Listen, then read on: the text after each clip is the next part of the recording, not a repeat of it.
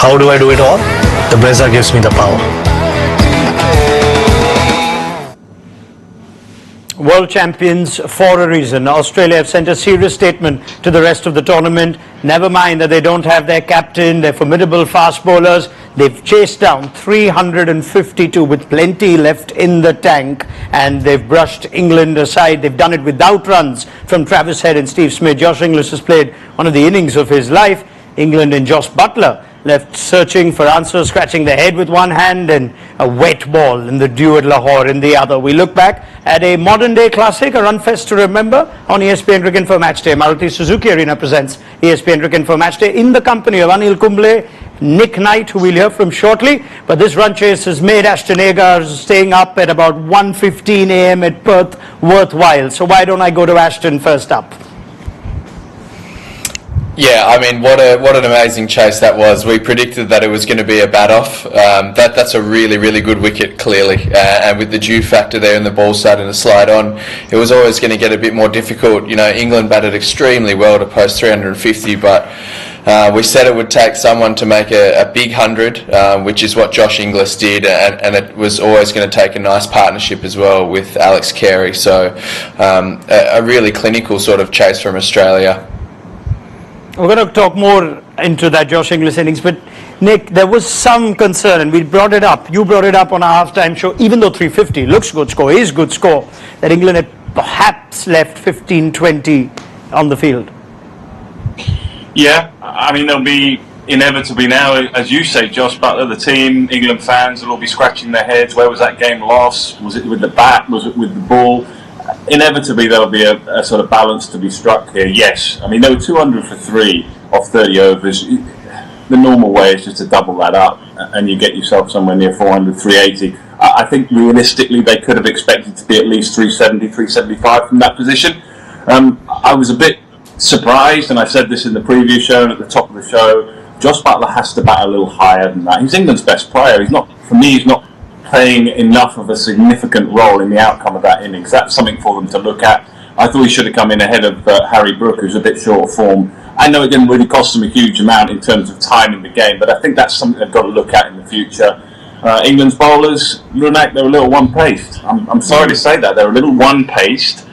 You look at Nathan Ellis, what he brings to Australia. You know, 10 overs, 0 for 51, but he's mixing it up. It's a little bit of something different. England have got tall, right-arm quicks who hit the deck hard. Yes, they'll mix it up as well.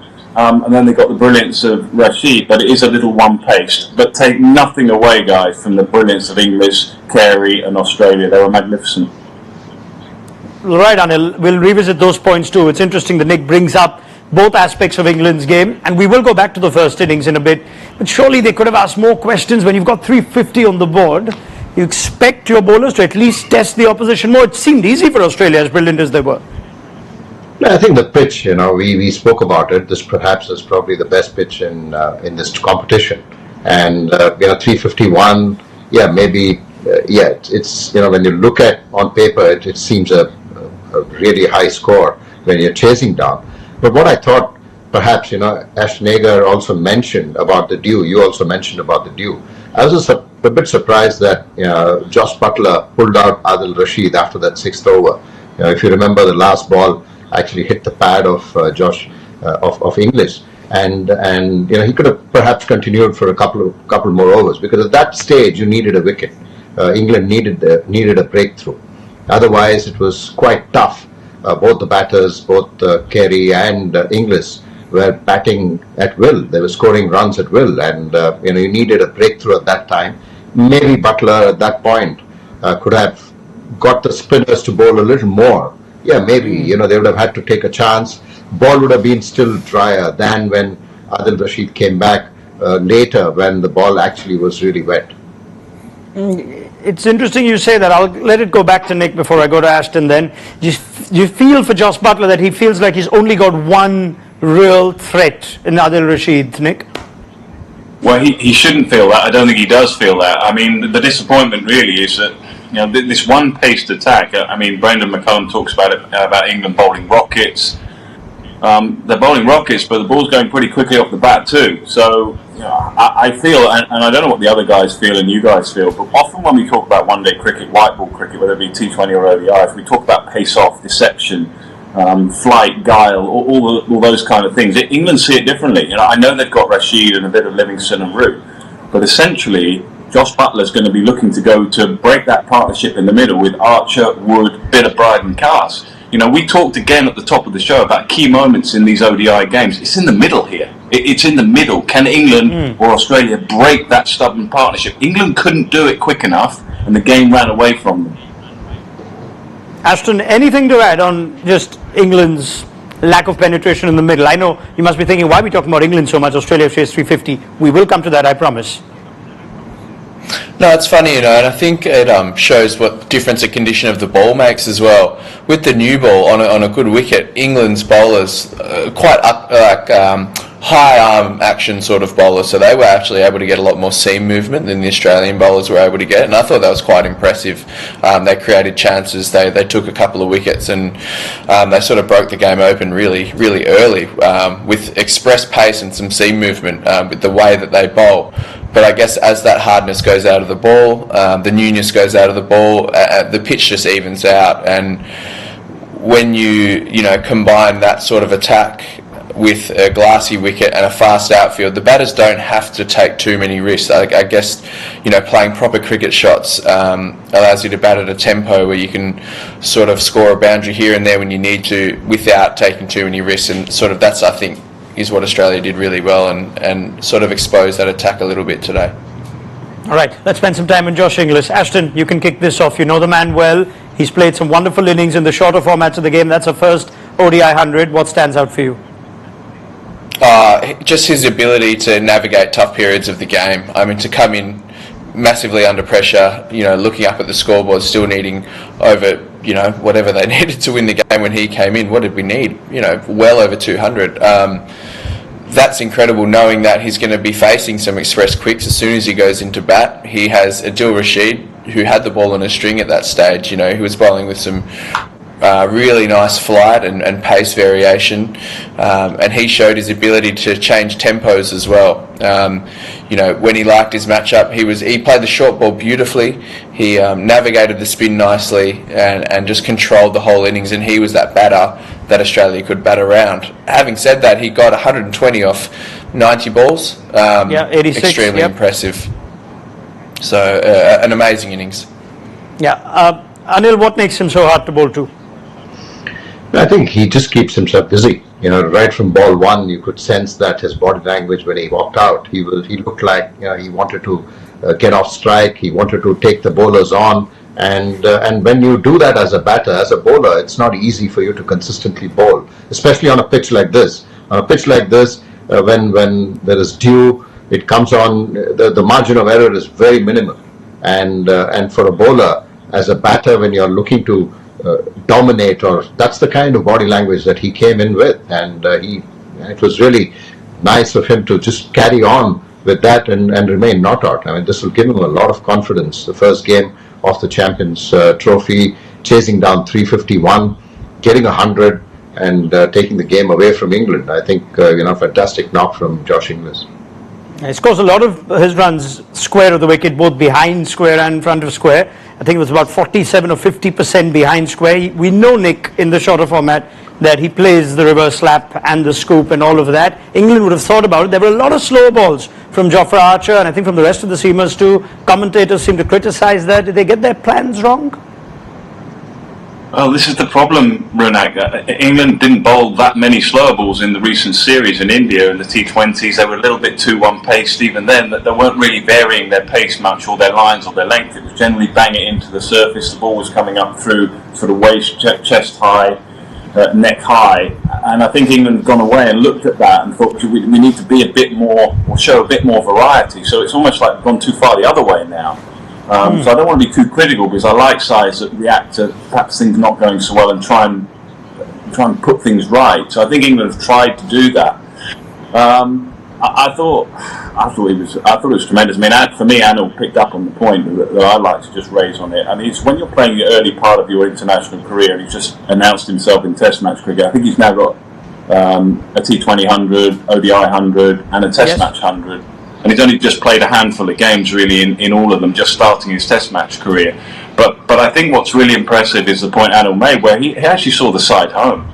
I mean, we've played enough cricket in the studio here to work out that sometimes when you just make yourself a little 100 or an 80 or things are going well, sometimes that lack of concentration just slip and the game opens up again to the opposition. He just nailed it. From the moment he got in, he was seeing that side home. He was going to shake hands with the opponents as he walked off. And I thought that was mighty impressive. It's not straightforward to do that, particularly early on in your career. I thought that was really good. Tell us a little more about the character that he is, Ashton. And if I remember correctly, he was born in England. I don't think it has anything to do with his last name, but he doesn't really have any love for England, does he?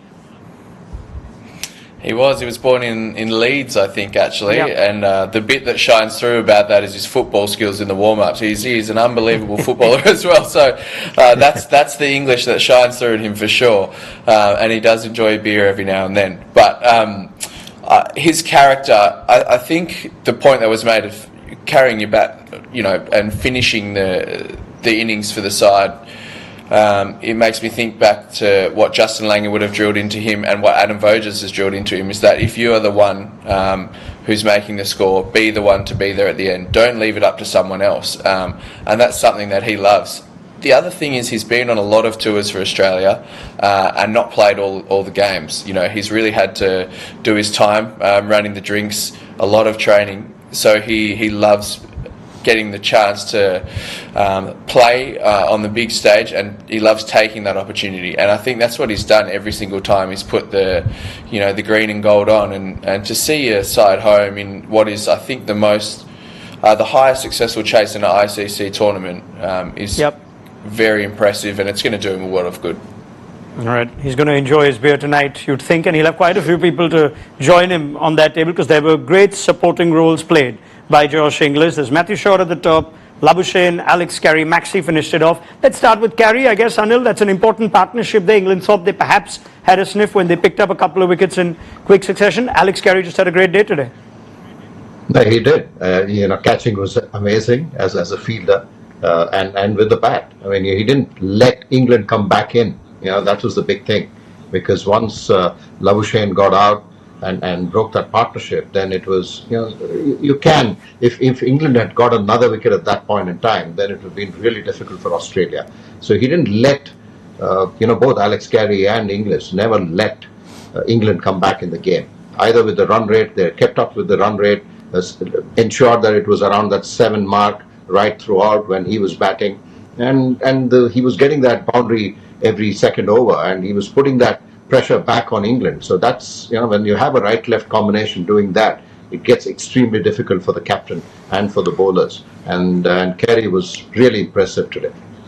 Yeah, Nick, if I just sort of compare the two batting efforts, it's all easy in hindsight, but it seems like you need more than even that second batter if you're going to get the above par score. If we can say now comfortably that 350 was par at best. And Australia had contributions right through. England had Duckett, they had Root, and then nobody else just played that little innings to push them beyond 370. Is that fair to say? Yeah. Before I answer that, how did we let Josh Inglis go? How did he get over to you in Australia? Where did all that Sorry, go? Nick. I'm sorry. The amount that you've taken in cancels it out. But no, I mean your point's a good point. It was almost like England were. I won't go back to sort of slightly being old-fashioned, but it was almost like they were keeping wickets in hand. They'd been a bit loose in previous games. They lost wickets in regular clusters, and it's like we're going to bat through, get to 40 overs, and we're going to try and push on and maximise the last 10. Now, the danger with doing that, of course, if you don't, you do sometimes look back at the innings and think we missed out on an opportunity to push on. That I think, is something they might look at. But I go back to my earlier point about Josh Buttler. I mean, if I was Australia and I'm seeing that innings unfold, yes, sure, I'm concerned because Duckett's playing so well and Joe Root is commanding the innings and they're knocking the ball around and you don't feel like you've got control of the innings. The one good thing, if I was an Australian, is I'm thinking, well, Josh Buttler's not really playing much part in this, and I'd say he's England's best player. So, again, I think England have got to restructure. We talked about it in the preview show. If they're going to go down this Jamie Smith route at number 3, which I have no problem with, I think that suits Joe Root because he can then bat at number 4 and command. But I think if you get to 20, 25 overs and there's a wicket fall, no matter what the situation is, Josh Buttler has to come in. And I think that's something they've got to look at. And so if it means that Brook has to sort of drop down or be flexible, that's fine. That's the only alternative then?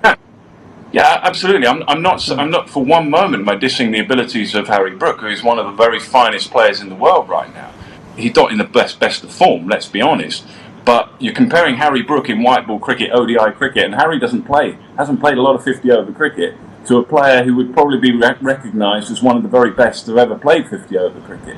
So for me, it's a bit of a no-brainer. I would try and do my utmost to get Josh Buttler to the crease as soon as possible, whenever the match situation demands it. All right, just back to you, Ashton, for the other contributions we did see. That's important innings from Matthew Short as well. We know what Labuschagne's all about. It was good on him to just steady the ship after a couple of wickets, but that's good innings from Matthew Short to start things off. Yeah, it's a big innings from Matthew Short. I think he probably came into this tournament a little short of runs, playing a very aggressive game style, but he looked quite calm out there tonight, I must admit. He was driving the ball nicely through the covers. That's always good to see. He's also facing two bowlers consistently bowling, well, one of them close to 150 and the other one over 150, and that's not an easy task. So I thought he was standing nice and still, watching the ball, looking straight down the ground, and then when that ball that comes into his thigh pad came up, he was able to put that ball away for six, and that's something you see from Matthew Short when he's in a really clear sort of headspace. So that's really big from Australia, given that Travis Head didn't fire, Steve Smith didn't fire. To have Matthew Short already making runs in a massive run chase is going to be a really positive thing for them going forwards in this tournament. And yes, now I should allow you the chance to respond to Nick's question, even if it was with a little humour. How did the England-led Josh Inglis go? Does he ever tell that story by any chance? No, not at all, and it's one I don't want to hear at all. I see him as an Australian through and through, and I'm sure he wants to be spoken about as an Australian as well. He's very proud. All right, now to just wrap things up, when you get an ODI game with so much that's happened, it's hard to perhaps narrow down one phase. But if I have to ask all three of you, and we try and trace back the whole innings, including that 6-over spell when Adam Zampa got Joe Root and Harry Brook and conceded just 28, it delayed the acceleration. Then you look at the second innings and perhaps the catch of Jofra Archer. It cost about 20 runs to Alex Carey. So I've just tried to summarize a few for you, gents. But if you had to pick a period of play that you felt was most decisive or contributed to the outcome of the result, where would you start? Anil Kumble? Yeah, I think it was the partnership between Carey and Inglis. They sort of took the game away from England. The rate at which they sort of built that partnership around, and it didn't allow England to come back in at all. They didn't see when you have a 350 run chase, the run rate, if it keeps going up, that's when you start building pressure on the team that is chasing those runs. But they never allowed that. I think that to me was the biggest plus point of that partnership, and that really took the game away from England. Nick? Yeah, I mean, I 100% agree. I think that's where the game was won and lost. I mean, you can talk about early wickets, but on a flat wicket like that, in batting conditions, they're very favourable. I thought that was the key moment in the game, that partnership. England's inability to break it, Inglis and Carey pushing on. I also think another minor part was the way Australia finished with the ball. I mean, we talked about England thinking that perhaps they could have got 20 more.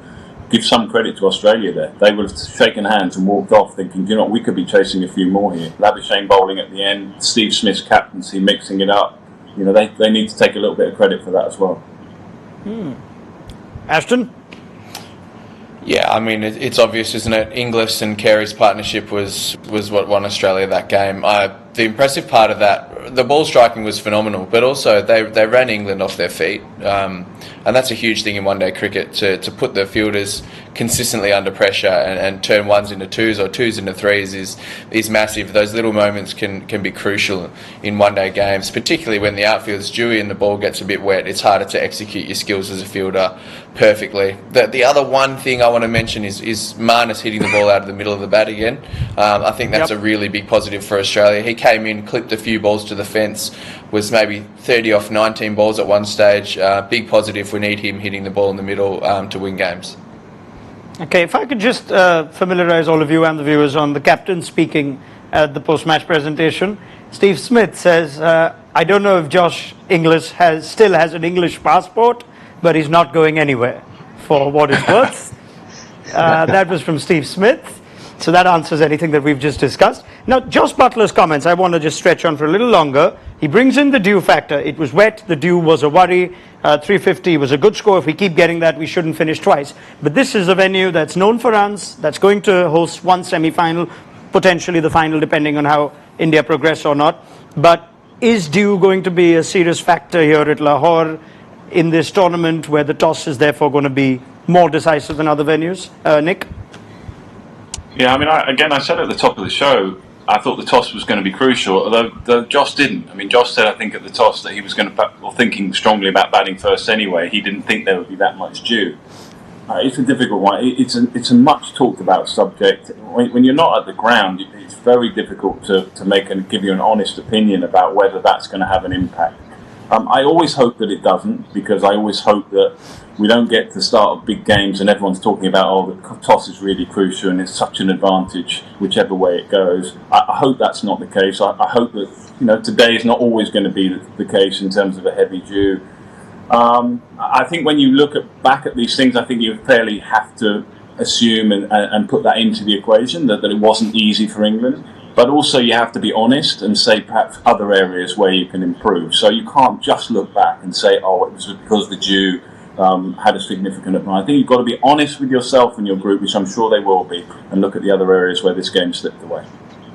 Well, you've got Afghanistan, England, and Afghanistan, Australia as the two remaining games at the Gaddafi Stadium in Lahore before the semi-final. Anil, I was trying to get to whether a different bowling attack might have actually shown us more on how they could perhaps cope with the dew second half.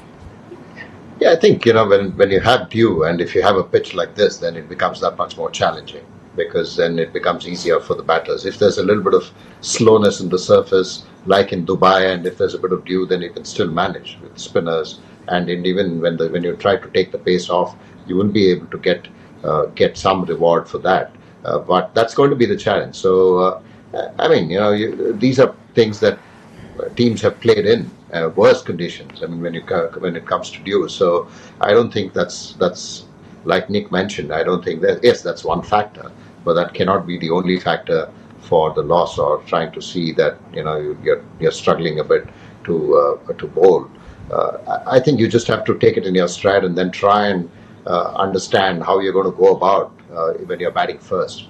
And that's where Nick's point of how England used Josh Butler in the batting lineup. I mean, he's too good a player to be batting those 10 overs in the end.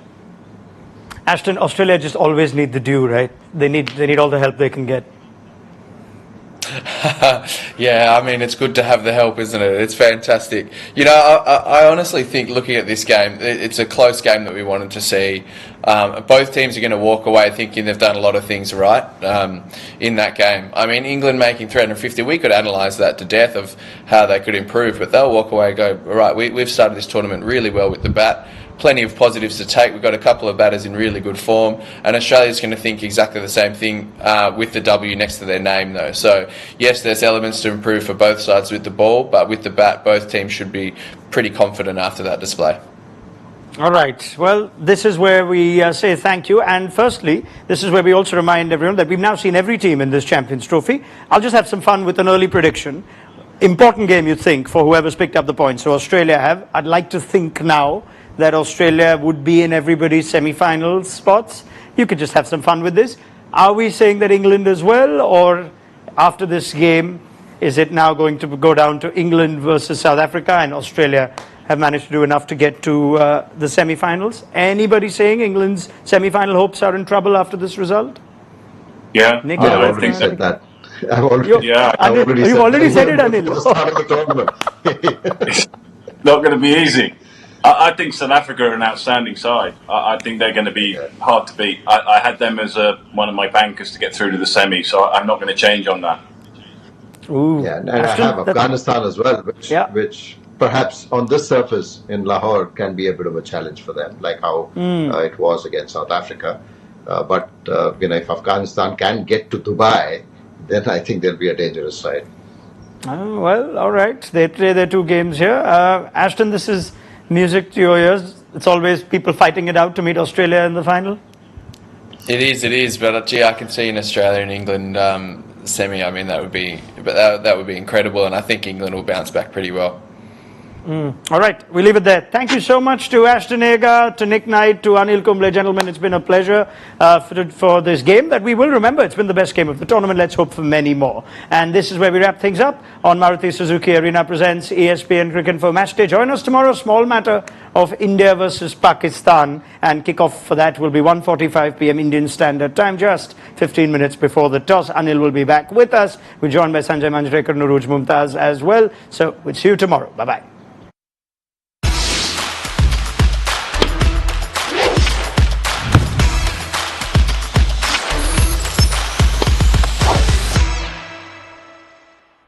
How do I do it all? The Brezza gives me the power.